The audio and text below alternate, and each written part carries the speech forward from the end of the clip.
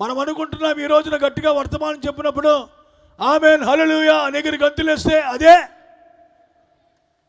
పరిశుద్ధాత్మ అనుకుంటున్నాం. కాదు, అదొక ఎక్సైట్మెంట్, అదొక ఉద్రేకం, ఉద్యమం తప్ప అదేం కాదు. నా ప్రియ సోదరి సోదరులారా, ఖచ్చితంగా ప్రతి ఒక్కరు పరిశుద్ధాత్మ కొరకు అంగలార్చాల్సిందే, పరిశుద్ధాత్మ కోసం కన్నీరు కాచి ప్రార్థన చేయాల్సిందే.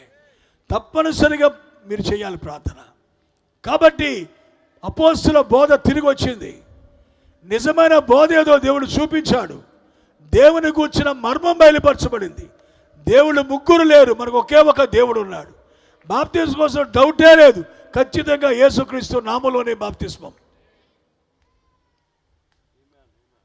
ఇట్టి కార్యాలన్నీ దేవుడు బయలుపరిచి మనకు సంపూర్ణంగా తెలియజేశాడు ప్రియులారా. కనుక ఇప్పుడు ఖచ్చితంగా పరిశుద్ధాత్మ నీలోకి రావాలి. నువ్వు తప్పగా పరిశుద్ధాత్మను పొందాలి.